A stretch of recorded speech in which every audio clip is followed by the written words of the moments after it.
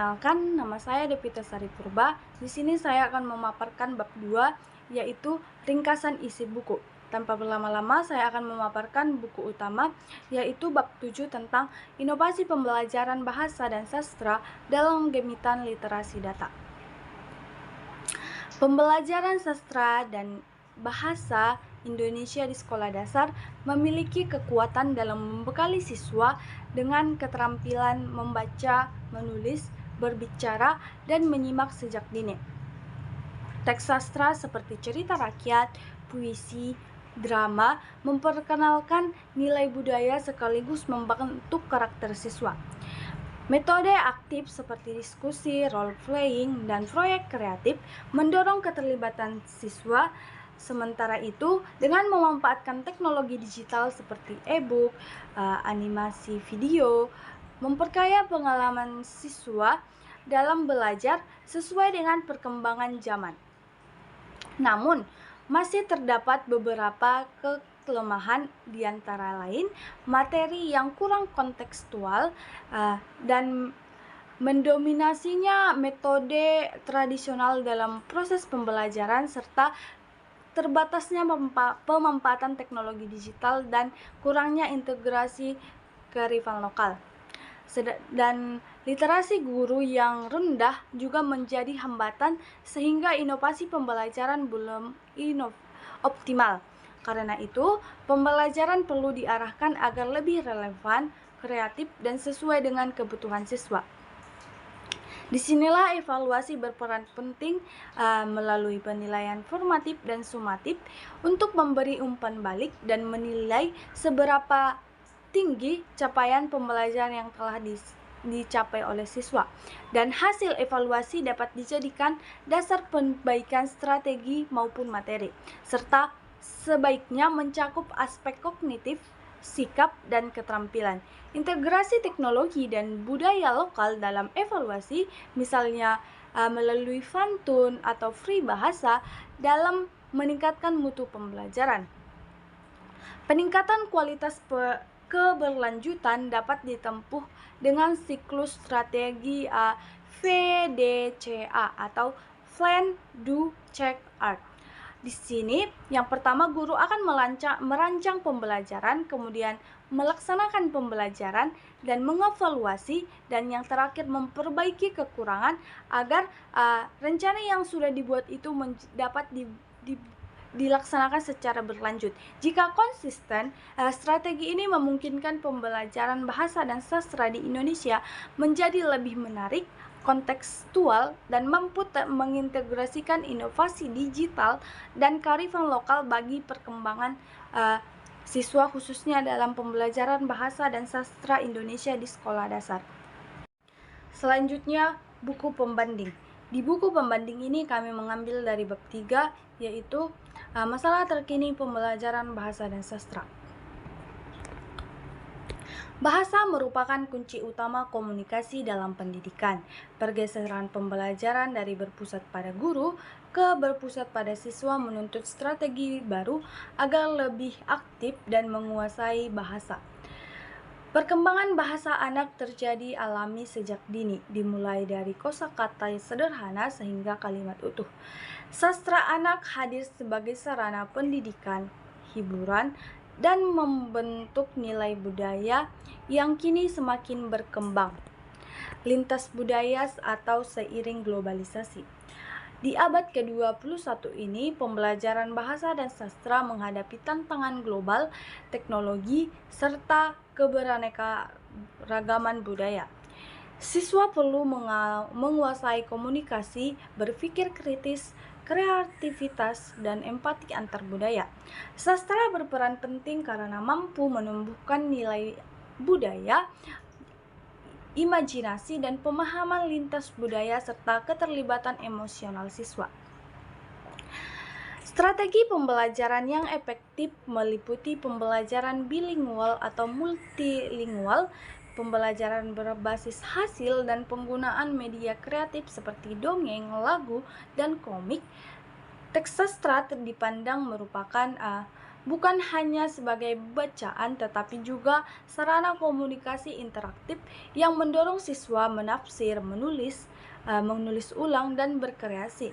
Dengan demikian, pembelajaran bahasa dan sastra anak tidak sekedar melatih keterampilan berbahasa, tetapi juga menanamkan karakter, kreativitas, dan nilai budaya yang penting untuk menghadapi tantangan abad ke-21.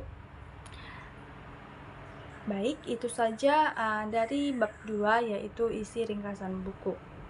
Terima kasih. Saya lanjutkan kepada teman saya. Baik, di sini saya yang bernama John Daniel Malau ingin melanjutkan materi dari tentang keunggulan buku. Yang pertama itu tentang buku pengembangan pembelajaran bahasa dan sastra di SD dari bab ke-7, yaitu inovasi pembelajaran bahasa dalam gamitan literasi data.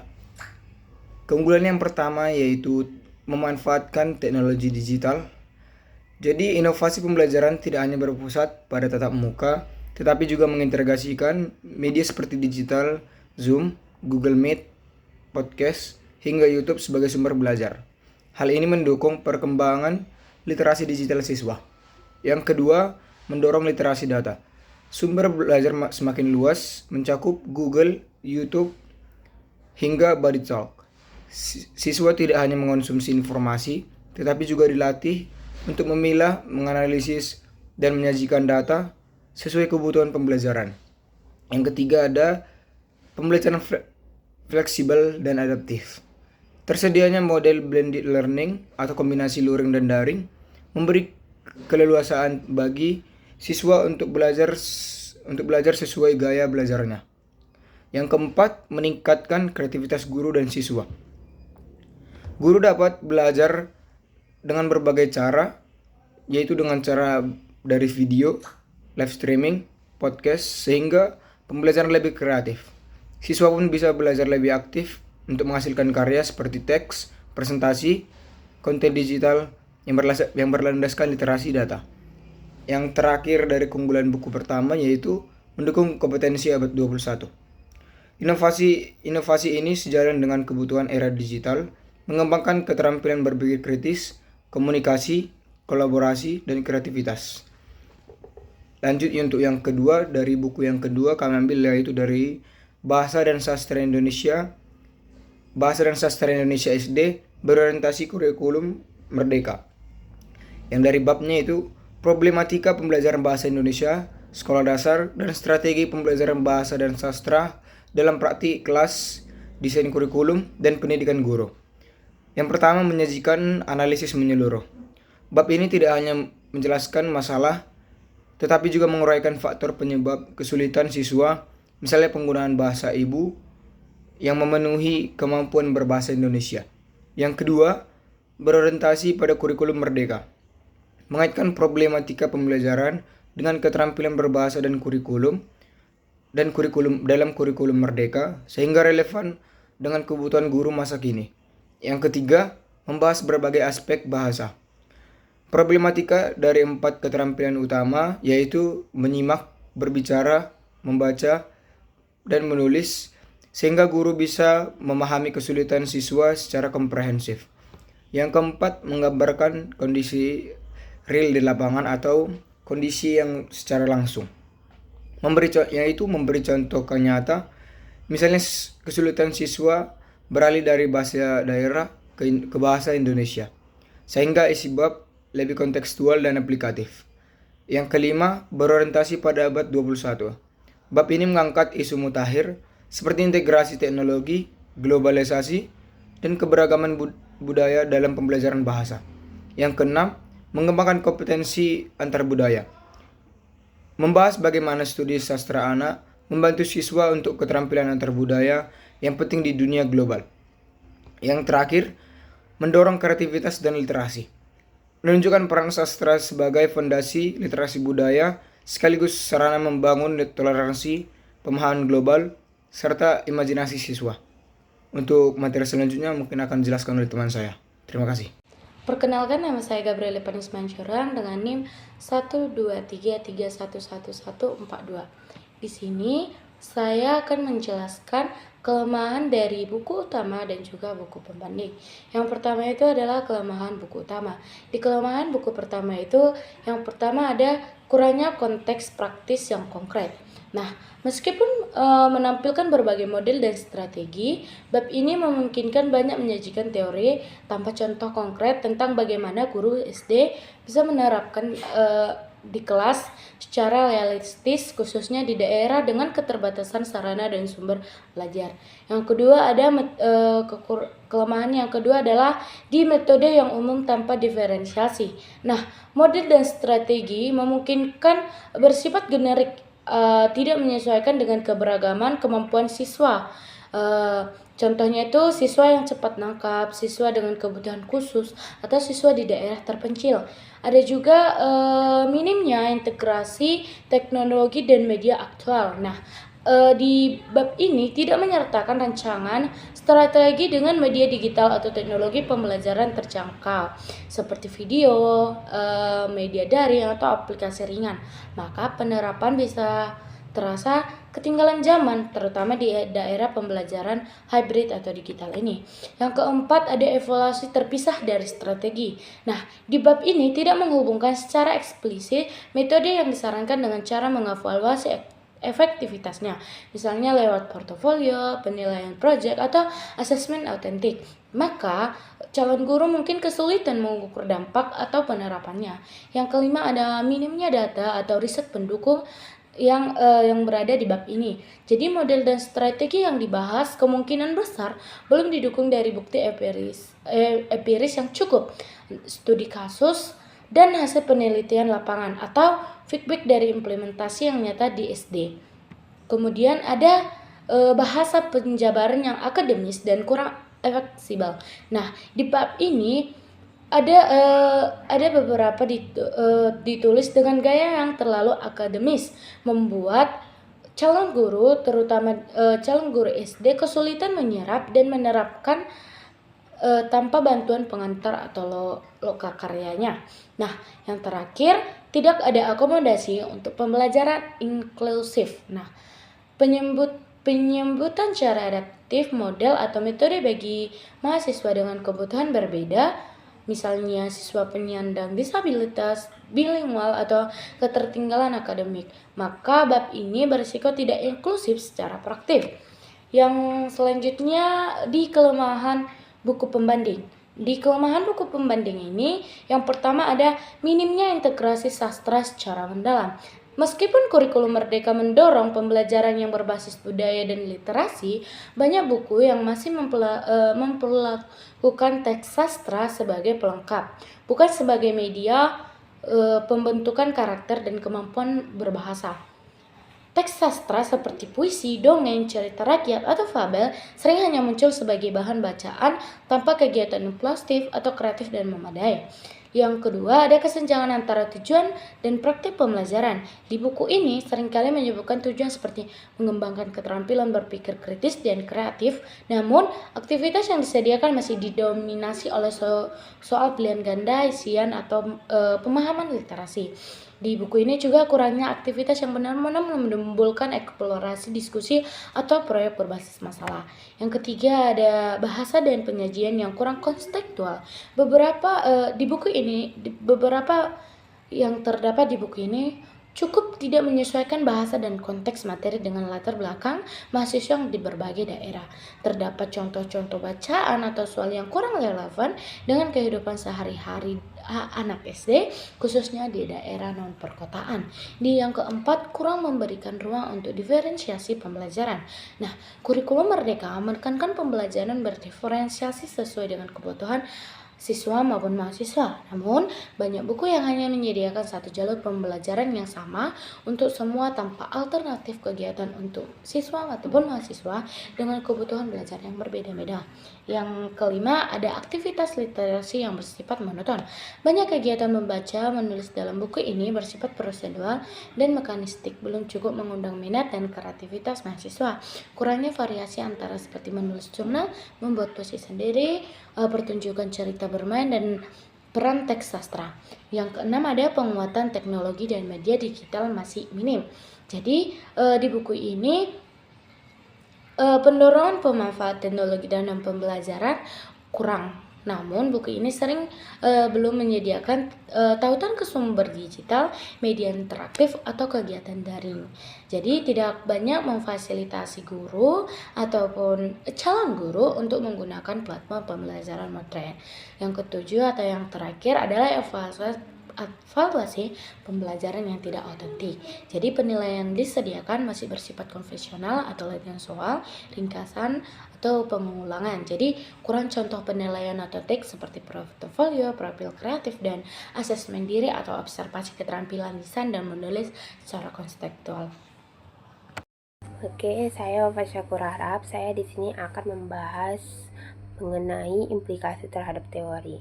Pengembangan pembelajaran bahasa dan sastra Indonesia itu berkaitan erat dengan sejumlah teori pendidikan. Yang pertama itu ada konstruktivisme, terlihat dalam upaya menempatkan siswa sebagai subjek yang aktif yang membangun pengetahuannya melalui pengalaman belajar. Yang kedua itu ada humanisme. Humanisme ini lebih menekankan kepada pentingnya pengembangan potensi individu secara utuh. Sehingga pembelajaran bahasa tidak hanya berorientasi pada hasil akademis, tapi juga pembentukan kepribadian. Selanjutnya itu ada teori kecerdasan majemuk, yaitu teori yang mendukung gagasan bahwa setiap siswa memiliki keunikan sehingga guru itu perlu menyediakan variasi metode agar semua kecerdasan dapat berkembang. Dan selain itu, aspek pemerolehan bahasa juga dapat dijelaskan melalui teori pemerolehan bahasa yang menegaskan pentingnya interaksi dan input bermakna dalam menguasai keterampilan berbahasa. Yang selanjutnya ada juga behaviorisme, tercermin dari praktik pembelajaran yang menekankan latihan berulang dan penguatan positif. Selain itu, teori perkembangan kognitif Piaget juga memberi landasan bahwa pembelajaran harus sesuai dengan tahap perkembangan anak agar lebih mudah dipahami dan ditetapkan. Dengan demikian, teori-teori ini dapat memberikan arah berbeda, baik dalam menekankan kemandirian, potensi individu, variasi kecerdasan, maupun tahapan perkembangan kognitif, yang semuanya dapat dijadikan dalam pengembangan pembelajaran bahasa dan sastra Indonesia. Yang kedua itu saya akan membahas implikasi terhadap program pembangunan di Indonesia. Pengembangan pembelajaran bahasa dan sastra Indonesia ini berhubungan langsung dengan program pembangunan nasional, terutama dalam penguatan sumber daya manusia. Inovasi model pembelajaran ini menekankan konstruktivisme, humanisme, dan kecerdasan majemuk yang sudah saya jelaskan tadi, dan juga mendukung lahirnya generasi kritis serta mampu berkolaborasi sejalan dengan agenda pembangunan SDM unggul di era global. Dan di sisi lain fokus pada pemerolehan bahasa, kurikulum, dan media ajar pendukung yang meningkatkan literasi dasar yang masih menjadi tantangan di Indonesia. Dan juga pendekatan ini memperkuat kemampuan membaca, menulis, menyimak, dan berpikir logis sejak sekolah dasar sesuai prioritas pembangunan di bidang pendidikan. Dengan demikian, pengembangan pembelajaran bahasa dan sastra Indonesia ini dapat berperan penting dalam memperkuat fondasi literasi serta menyiapkan generasi adaptif yang mampu bersaing secara global. Mungkin sekian yang dapat saya jelaskan. Terima kasih. Baik, perkenalkan, nama saya Nazira Yunida. Di sini saya akan menjelaskan mengenai implikasi dari pembahasan dan analisis. Nah, jadi teman-teman, pembelajaran bahasa dan sastra Indonesia di sekolah dasar itu sangatlah penting. Bukan hanya untuk meningkatkan keterampilan membaca, menulis, menyimak, serta berbicara siswa, tetapi juga mampu meningkatkan keterampilan berkomunikasi, menyampaikan informasi atau tanggapan mereka, dan memahami informasi yang mereka dapat. Nah, oleh karena itu, di sini guru memiliki peran sebagai fasilitator yang sangat penting, di mana di sini juga guru itu mengajarkan pengalaman langsung kepada mereka mengenai pembelajaran bahasa dan sastra sesuai dengan teori dari konstruktivisme. Nah, oleh karena itu, inovasi ini memiliki peran sebagai kunci dalam pembelajaran bahasa dan sastra.